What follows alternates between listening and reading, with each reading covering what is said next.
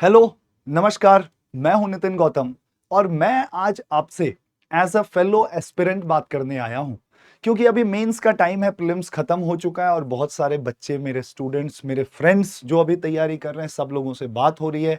सब लोग मेंस के बारे में जानकारी लेना चाहते हैं, आंसर राइटिंग कैसे करना है, मार्क्स कैसे लाने हैं। और इस चीज से हम लोग डिसाइड किए कि let's talk to the students directly, जो लोग भी अभी मेंस दे रहे हैं, जो आगे मेंस देंगे, उनके लिए कुछ चीजें समझनी बहुत इंपॉर्टेंट है। और मैं ये वीडियो इसीलिए लेके आ रहा हूं क्योंकि मेरे अपनी जर्नी में मैं 5 मेंस लिखा और पांचों मेंस में मैं अच्छा नहीं था। सबसे पहली बात मैं ये बताता हूं कि ऐसा नहीं है कि मैं वो स्टूडेंट हूं जो आया और उसका सब कुछ अच्छा होने लगा। प्री तो निकल रहा था, बट मेंस, शुरू के मेंस डिजास्टर थे। बहुत अच्छा नहीं हो रहा था, मार्क्स अच्छे नहीं आ रहे थे। मैं कुछ ट्राई कर रहा था, काम नहीं हो रहा था। पढ़ाई कर रहा हूं, कंटेंट पढ़ रहा हूं, बट जब उसको कन्वर्ट कर रहा हूं आंसर्स में या जब टाइम लिमिट लगा रहा हूं, तो फिर मैं जो सोच पा रहा हूं, जो मेरे को समझ है, वो मैं कॉपी पे नहीं ला पा रहा था और उसका रिजल्ट क्लियरली मेरे मार्कशीट्स में दिखता है। 5 मेंस के मार्क्स में से मैं 2 मार्क्स आज लेके आया हूं और आपसे ये मैं डिस्कस करना चाहता हूं कि एक जगह मैं मेंस में एक सॉर्ट ऑफ बहुत अच्छा स्कोर नहीं है। 2018 का मेरा मार्कशीट है 717 नंबर। सारे 16-17 वाले मार्कशीट तो मिले भी नहीं, जो जो मेरे पास मिले वो मैं लेकर आया हूं। 17 के मार्कशीट में 717 नंबर। और एक मेंस जो मेरा बढ़िया मेंस हुआ, जब मैं थोड़ा समझा मेंस को, 2021, इसमें 822। और 822 नंबर तब जब कट ऑफ 746 है। मेंस में 77 नंबर ऊपर कट ऑफ से, जनरल कट ऑफ से 77 मार्क्स ऊपर था। और ये टॉप 50 स्कोर है मेंस में। 50 लोग ही इतना मार्क्स ले आ पाते हैं मेंस में। मैं सेलेक्ट नहीं हुआ, वो इंटरव्यू की अलग कहानी है, 118 नंबर मिला, ये सब अलग मुद्दा है। आज हमारा मैटर मेंस है कि मैं सेम बंदा हूं, मैं सेम चीजें पढ़ रहा था, बट पहले के मेरे 2-3 मेंस बहुत खराब निकल रहे थे। तीसरे तो चलो बहुत खराब नहीं थे, बट खराब निकल रहे थे। फिर एक साल गैप लेता हूं, मैं चीजें समझता हूं, फैकल्टीज से, एस्पिरेंट से, जो लोग सेलेक्ट हो रहे हैं, जो लोग सेलेक्ट नहीं हो रहे हैं, उनसे मिला, बात किया, अपनी स्ट्रैटेजी को फिर से सोचा, समझा, क्या गलतियां कर रहा हूं, क्या चीजें ऐसी हैं, क्यों ये हिट नहीं हो रहा है, प्री बार बार निकल रहा है, कंटेंट में को आता है बट नंबर नहीं आ रहा, क्यों नहीं आ रहा नंबर, क्या प्रॉब्लम है। ये चीज समझनी जरूरी हो गई थी और ये चीज मैं खुद से ही बहुत लोगों से बात करके सॉल्व किया। और जब सॉल्व किया तो मेंस में नंबर आने लग गए। इसमें 822 है, 796 आए, अलग अलग मेंस में बढ़िया नंबर आए। तो मैं अपनी लर्निंग्स आपसे शेयर करना चाहूंगा, कुछ कुछ चीजें जो मेंस में मैटर करती हैं। ठीक है, तो चलिए, मैं आपको ज्यादा इसमें उलझाता नहीं हूं। इसमें मैं अपना मार्कशीट लगाया हूं जस्ट आपकी समझ के लिए। आप देखो, ऑप्शनल में 250 नंबर, जीएस में 72, 88, 101, 84, 125, 717 नंबर मेंस में। इधर 122, 97, 113, 100, 107, ऑप्शनल में 283, हाईएस्ट टॉप 5, टॉप 3, इस टाइप के मार्क्स आ रहे हैं। क्या बदला इस बीच में, वो आज हम समझेंगे कि क्या बदला। यही सबसे इंपॉर्टेंट लर्निंग है जो अभी जो लोग मेंस देंगे या कल को मेंस देंगे उनके लिए इंपॉर्टेंट है कि भाई क्या चीजें हैं जो आपको करनी चाहिए, क्या चीजें नहीं है, वो आपको समझ आना चाहिए कि इन चीजों को हटाओ। तो मैं अपनी लर्निंग्स मेंस के रिगार्डिंग, जो मेरी लर्निंग्स है, वो आपसे जरूर शेयर करना चाहूंगा कि क्या वो चीजें हैं जिससे मेंस में स्कोर आता है। ठीक है, अब 2-4 चीजें मैं आपको क्लियरली बताऊं कि फाउंडेशन में हम बहुत सारी चीजें पढ़ते हैं और वो जरूरी है। एक पॉइंट पे अंडरस्टैंडिंग बनाने के लिए फाउंडेशन में चीजें पढ़ना जरूरी है, एक्सपेंसिव पढ़ना जरूरी है कि एकदम आप लिमिटेड चीजें पढ़ोगे तो आपकी अंडरस्टैंडिंग लिमिटेड रह जाएगी। लेकिन विद टाइम आपको अपना कंटेंट रिफाइन करना होता है। कंटेंट रिफाइन क्यों? कि हर चीज आप याद नहीं रख सकते हो। कंटेंट रिफाइन करना बहुत जरूरी है कि नहीं? और ये refined content very well memorised होना चाहिए, वेरी वेल मेमोराइज्ड। बहुत अच्छे से आप कभी भी उठा के दोगे, मैं लिख दूंगा इस तरीके से। अब आप पूरी किताब ऐसे रटने की कोशिश करोगे तो नहीं होगा, लेकिन जब आप कंटेंट को रिफाइन करते हो तो उसको आप याद रख सकते हो, है कि नहीं? पहली चीज ये है, कंटेंट आपका बहुत रिफाइंड होना चाहिए। दूसरी चीज है जो कि आप मेंस में सुने भी होंगे कि एग्जाम के लिए जो प्रिपेयर करते हैं, एग्जाम प्रिपेयरनेस, एक होता है कंटेंट प्रिपेयर करना, वो आप फाउंडेशन में करते हो। फिर you prepare for exam,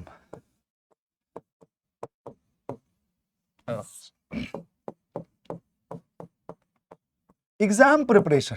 exam preparation में 4-5 चीजें आती हैं। 4-5 चीजें क्या आती हैं? एक तो हो गया कि टारगेटेड लेक्चर्स। जैसे मान लो कि मेरे को ना बीच में जब मैं तैयारी कर रहा था तो उस समय ऐसे में जरूरत पड़ी थी हेल्प की, तो मैं ऐसे के लिए फैकल्टीज से मिला, लेक्चर्स लिया और उनमें से पॉइंट्स पिक किए कि यार क्या चीजें मैं अपने 2 मेंस में नहीं कर रहा था। जो जो चीजें फैकल्टीज बता रहे हैं, जिनको समझ है वो बता रहे हैं, वो चीजों को पिक करना और उसको अपने आंसर राइटिंग में इंटीग्रेट करना। पहली चीज तो टारगेटेड लेक्चर है। दूसरी चीज है जो आप बोलते हो राइटिंग। अब राइटिंग को लेके आजकल बहुत समस्या हो गया, मार्केट में सब लोग राइटिंग पे ज्ञान दे रहे हैं और जब मैं सुनता हूं तो मेरे को दिखता है कि कुछ लोग सही भी बोलते हैं, कुछ लोग खुद से बनाई बातें भी बोल रहे हैं, कुछ लोग पार्शियली सही बोलते हैं, पार्शियली गलत बोलते हैं। लेकिन मेरे को ये क्यों बोल रहा हूं मैं कि वो गलत बोलते हैं? क्योंकि वो चीजें मैं ट्राई किया हूं, मेरे साथ के लोग ट्राई किए हैं और मेंस में उससे बहुत फायदा नहीं हुआ है। तो अब राइटिंग में क्या क्या चीजें इंपॉर्टेंट है? कुछ लोग आपको बोलेंगे फ्लो डायग्राम बनाओ नंबर आएगा। मेरे को ऐसा बिल्कुल भी नहीं लगता है। आप बोलोगे मैं आपको टॉपर्स के कॉपी शेयर कर दूंगा जो मेंस में 840 नंबर लाए, उनके में डायग्राम्स नहीं भरे हुए हैं, फिर भी लोग आपको बोलेंगे डायग्राम भरोगे तो नंबर आएगा। वो ट्रू नहीं है। राइटिंग में जो सबसे इंपॉर्टेंट चीज है, फर्स्ट थिंग जो सबसे इंपॉर्टेंट है, वो है डिमांड। और यही सबसे बड़ा स्किल है जो कि लोग मिस कर देते हैं। जब आप सवाल पढ़ोगे ना, आप GS2 के क्वेश्चंस पढ़ो, GS2 4 के क्वेश्चंस पढ़ो, they knowingly make it complex, they will make the sentences complex. 4 line का क्वेश्चन बोलेंगे ताकि आप उसको मिस इंटरप्रेट कर लो। वो पूछ कुछ और रहे हैं, आप लिख कुछ और रहे हो, वो हल्का ट्विस्ट करेंगे। आपको एक एग्जाम्पल देता हूं, मान लो एक क्वेश्चन है सोशल ऑडिट पे। सोशल ऑडिट आप पढ़े हो, उसका कंटेंट आपको पता है, कोई दिक्कत नहीं है। बट एक बार मैं पूछा कि social audit in India has certain flaws which needs to be addressed. अगली बार मैं क्वेश्चन पूछ रहा हूं, social audit in India has catered to the challenges of governance, to the challenges of governance. अगला आपको क्या बताया मैं कि social audit is the need of the hour. बस मैं 3 आपसे केसेस ले रहा हूं। देखो कई लोग आंसर राइटिंग क्या सिखाते हैं, थीम बेस्ड टेम्पलेट रट लो, सोशल ऑडिट के 2 पेजेस रट लो और जो भी सवाल पूछे वो लिख दो। ये एकदम बोगस आइडिया है। रीजन बीइंग, 3 क्वेश्चंस मैं सोशल ऑडिट सेम टॉपिक पे ले रहा हूं और ये तीनों क्वेश्चन बहुत ही अलग है। तीनों क्वेश्चन आपसे एकदम अलग चीजें पूछ रहे हैं। अगर आपको क्लियरली डिमांड इंटरप्रेट करना नहीं आएगा, अगर आपको ये नहीं समझ आएगा कि मेरे नोट्स में से कौन सी चीज लिखनी है, कौन सी चीज नहीं लिखनी, अपने माइंड से क्या क्या पॉइंट्स ऐड करने, अगर ये चीज नहीं समझ आएगा तो आप कभी भी क्लियरली हिट नहीं करोगे डिमांड ऑफ द क्वेश्चन।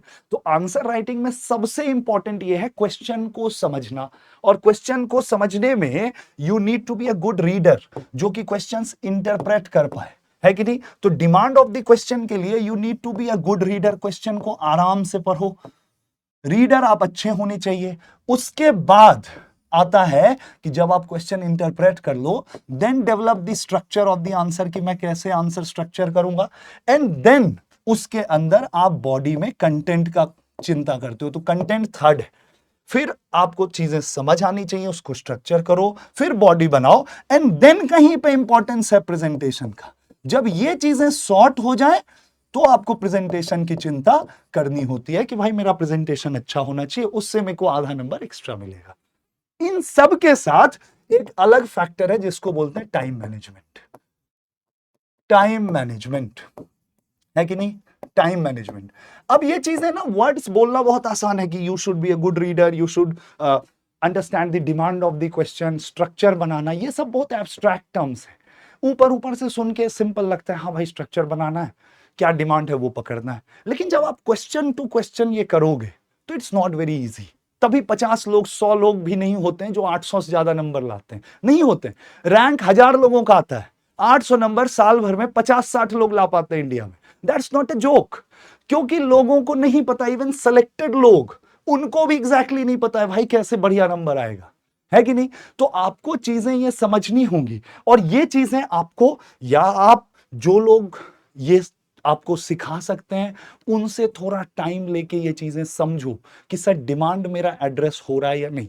बाकी प्रेजेंटेशन ये सब भी इंपॉर्टेंट है, लेकिन फर्स्ट थिंग है क्वेश्चन को समझना और कंटेंट को रिफाइन करना। जो आप फाउंडेशन में पढ़े उसको छोटा करो, उसको इंपॉर्टेंट पॉइंट्स में लिमिट करो, एग्जांपल्स कलेक्ट करो, and then understand what is being asked. उतना ही लिखो जितना पूछा गया है, सब नहीं लिखना है। मैं आपसे आपका नाम पूछा, दादाजी का नाम बताने की जरूरत नहीं है, आपके मम्मी का नाम बताने की जरूरत नहीं है। आपसे आपका नाम पूछा है, क्लियर हेडेड मेरे को आंसर में वही दिखना चाहिए कि आपका नाम क्या है। ये बहुत ही सिंपल एग्जांपल दे रहा हूं, अगर आप इस बात को पकड़ सकते हो समझ लेना। अगर मैं आपसे पूछा हूं आपका नाम क्या, आप इंट्रो में लिख दिए मेरे दादाजी का नाम ये है, बॉडी के बीच में कहीं लिखे हो कि यार मेरा नाम ये है, तो शायद वो मेरे को दिखेगा भी नहीं, मैं आपको मार्क्स ही नहीं दूंगा क्योंकि मेरे पास टाइम इतना नहीं। तो you have to be very smart कि जो पूछा है वही मैं दूं, और कॉपी से ही आप जज किए जाओगे।